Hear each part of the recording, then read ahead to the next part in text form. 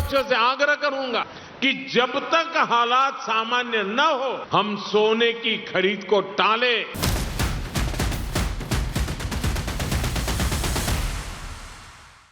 कभी आपने सोचा है कि आखिर सोना इंसानों को इतना आकर्षित क्यों करता है? हजारों साल पहले जब ना बैंक थे, ना डिजिटल और ना ही शेयर बाजार, तब भी लोग सोने को सबसे बड़ी दौलत मानते थे। इतिहास में एक मशहूर कहानी आती है राजा मिडास की। कहा जाता है कि उसे वरदान मिला था कि वो जिस चीज को छुएगा वो सोना बन जाएगी।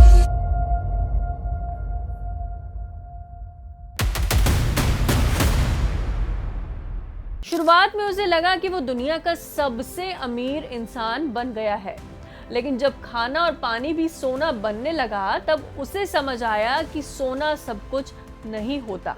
लेकिन सच यही है कि गोल्ड हमेशा से इंसानी सभ्यता का सबसे बड़ा आकर्षण रहा है। युद्ध हुए, साम्राज्य बने और टूटे, समुद्री यात्राएं हुई, नई जमीनों की खोज हुई और इन सब के पीछे कहीं ना कहीं सोने की चमक मौजूद थी। भारत भी सदियों तक इसी चमक की वजह से सोने की चिड़िया कहलाता रहा है। नमस्कार, मैं हूं गुरप्रीत चीमा और आप देख रहे हैं दैनिक जागरण। आज फ्लैशबैक में बात उस धातु की जिसकी चमक ने इतिहास की दिशा बदल दी। सोना, जिसे राजाओं के खजाने भरे, व्यापार को नई पहचान दी और दुनिया की अर्थव्यवस्था की नींव तक रखी। आखिर कहां से शुरू हुई सोने की कहानी? भारत में गोल्ड कॉइन सबसे पहले किसने चलाए और क्यों हमारे देश को सोने की चिड़िया कहा गया? साथ ही जानेंगे कि आज भारत के घरों, मंदिरों और रिजर्व में कितना गोल्ड है और फिर भी हर साल टन्स में गोल्ड विदेश से क्यों खरीदना पड़ता है। आखिर लोगों के गोल्ड खरीदने से सरकार को क्या परेशानी है और आखिर क्यों प्रधानमंत्री मोदी ने कुछ समय तक सोना खरीदने से बचने की अपील की है।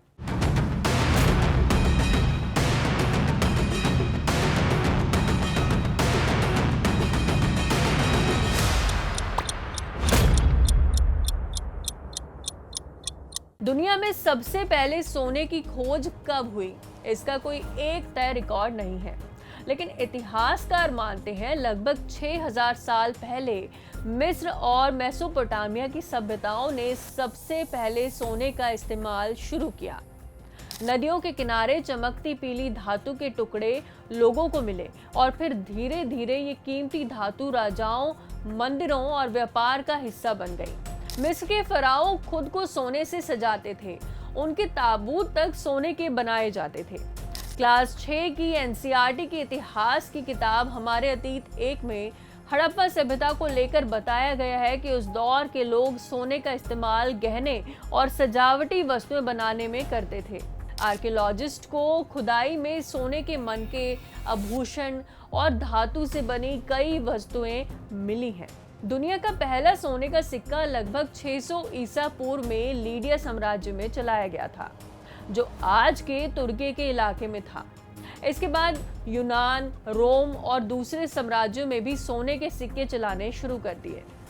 भारत में भी सोने का इतिहास बहुत पुराना है।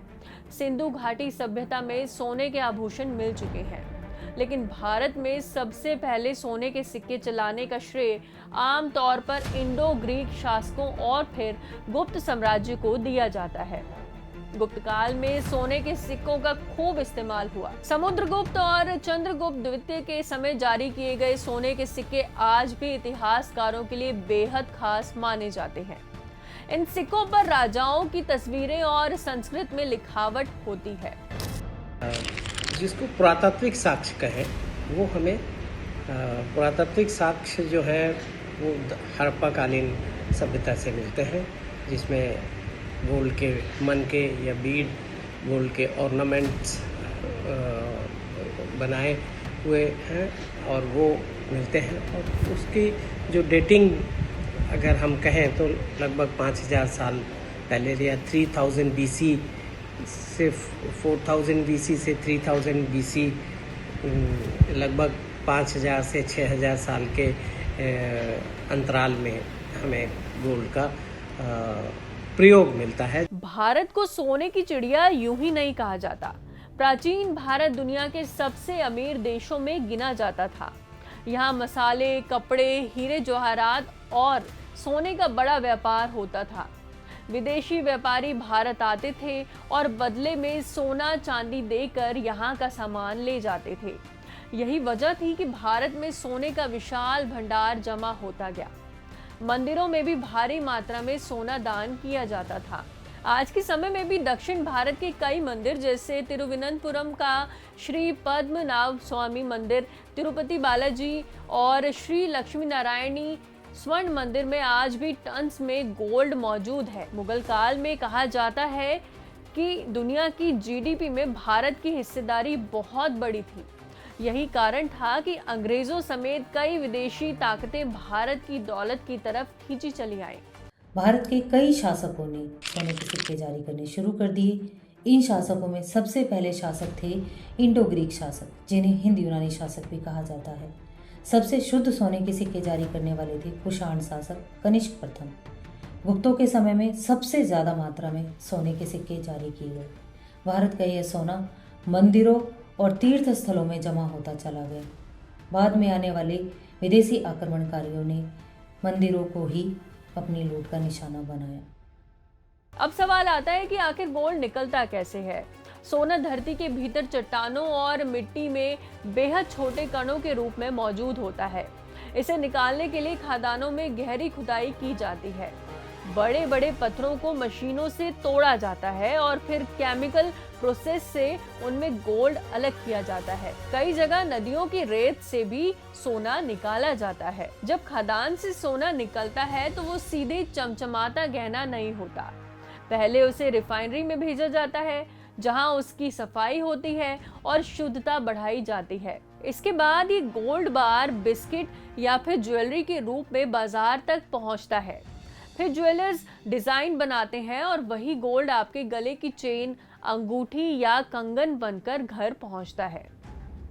भारत में सबसे पहले सोना कहां मिला था, इसे लेकर कई ऐतिहासिक दावे हैं, लेकिन कर्नाटक की कोलार गोल्ड फील्ड्स को देश की सबसे प्रसिद्ध और पुरानी सोने की खदानों में गिना जाता है। यहाँ अंग्रेजों के समय बड़े पैमाने पर सोने की खुदाई हुई।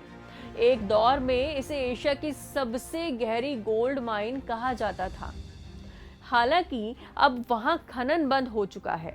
दिलचस्प बात यह है कि कभी कर्नाटक की इन्हीं अंधेरी और गहरी सोने की खदानों में हजारों मजदूर अपनी जान जोखिम में डालकर काम करते थे और दशकों बाद यही बड़े पर्दे पर केजीएफ के रूप में सबके सामने आई। फिल्म में दिखाया गया कि सत्ता, सोने और खून की लड़ाई भले ही काल्पनिक थी, लेकिन केजीएफ की असली खदानों का इतिहास भी किसी फिल्म की कहानी से कम नहीं है। एक दौर में यहाँ की धरती से निकला गोल्ड ब्रिटिश खजानों तक पहुँचता था और केजीएफ को भारत की गोल्ड सिटी कहा जाता था। आज भारत में कर्नाटक, झारखंड, आंध्र प्रदेश, राजस्थान और छत्तीसगढ़ में सोने के भंडार पाए जाते हैं। देश में सक्रिय और संभावित मिलाकर कई गोल्ड माइन प्रोजेक्ट्स हैं, लेकिन घरेलू उत्पादन जरूरत के मुकाबले बहुत कम है। यही वजह है कि भारत को भारी मात्रा में गोल्ड आयात करना पड़ता है। भारत दुनिया के सबसे बड़े गोल्ड इंपोर्टर देशों में शामिल है। हर साल भारत लगभग 700 से 900 टन तक सोना आयात करता है। त्योहारों और शादियों के सीजन में इसकी मांग और बढ़ जाती है। भारत में गोल्ड सिर्फ निवेश नहीं बल्कि परंपरा और भावनाओं से भी जुड़ा है। शादी में बेटी को गोल्ड देना आज भी सामाजिक प्रतिष्ठा माना जाता है। भारत के पास कितना सोना है, ये भी एक दिलचस्प सवाल है। भारतीय परिवारों और मंदिरों के पास मिलाकर हजारों टन सोना होने का अनुमान है। वर्ल्ड गोल्ड काउंसिल के मुताबिक भारतीय घरों में दुनिया का सबसे ज्यादा निजी गोल्ड स्टॉक माना जाता है। वहीं भारतीय रिजर्व बैंक यानी आरबीआई के पास भी 800 टन से ज्यादा गोल्ड रिजर्व है, जिसे देश की आर्थिक ताकत का प्रतीक माना जाता है। हाल ही में गोल्ड रिजर्व और आयात को लेकर चर्चा तब तेज हुई जब प्रधानमंत्री नरेंद्र मोदी ने लोगों से कुछ समय तक सोना खरीदने से बचने की अपील की। इसकी वजह यह है कि भारत जितना ज्यादा सोना आयात करता है, उतना ज्यादा विदेशी मुद्रा देश से बाहर जाती है। इससे ट्रेड डेफिसिट बढ़ता है। भारत में एक शहर को गोल्ड कैपिटल ऑफ इंडिया भी कहा जाता है। ये शहर है केरल का त्रिशूर। यहाँ सोने का बड़ा कारोबार होता है और देश की कई बड़ी ज्वेलरी कंपनी की जड़ें इसी शहर से जुड़ी हुई हैं। दक्षिण भारत में सोने की खरीद का अलग ही कल्चर है और केरल में तो इसे सामाजिक प्रतिष्ठा के साथ जोड़कर देखा जाता है। तमिलनाडु, कर्नाटक और आंध्र प्रदेश में शादी ब्याह के दौरान दुल्हन को भी भारी मात्रा में गोल्ड पहनाना सामाजिक रिवाज जैसा है।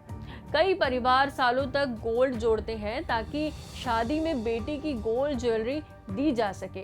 यह शादी में दुल्हन जितना ज्यादा सोना पहनती है उसे उतना ही समृद्ध परिवार माना जाता है। यही वजह है कि दक्षिण भारत देश के सबसे बड़े गोल्ड मार्केट्स में गिना जाता है। अब जरा आधुनिक दुनिया की बात कर लें। क्या आपको पता है कि आपके मोबाइल फोन में भी गोल्ड होता है?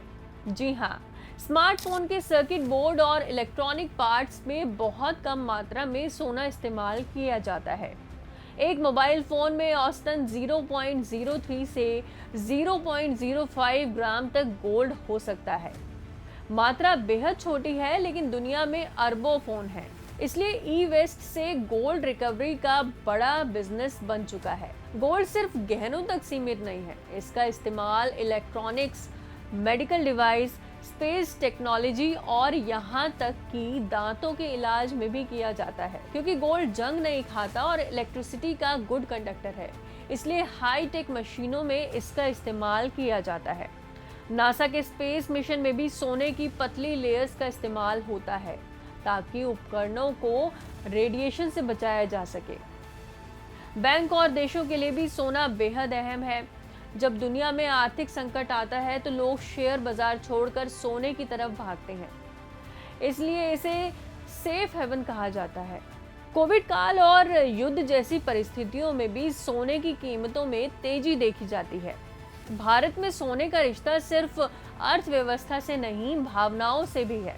बच्चे के जन्म से लेकर शादी तक, पूजा से लेकर त्योहार तक और हर मौके पर सोना किसी न किसी रूप में मौजूद रहता है। अक्षय तृतीया और धनतेरस पर भी गोल्ड खरीदना शुभ माना जाता है। गांव में कई परिवारों के लिए गोल्ड आज भी सुरक्षित बचत है। दिलचस्प बात यह है कि सदियों पहले राजा महाराजाओं के खजाने में बंद रहने वाला सोना आज आम आदमी तक पहुंच रहा है। कोई डिजिटल गोल्ड खरीद रहा है, कोई ETF में निवेश कर रहा है, तो कोई पुराने तरीके से गहने खरीद रहा है। रूप बदल गया, लेकिन सोने की चमक आज भी वैसी ही है। उम्मीद है आपको आज का एपिसोड काफी पसंद आया होगा। देश और दुनिया की बड़ी खबरों के लिए आप जागरण.com की ऐप इंस्टॉल कर सकते हैं।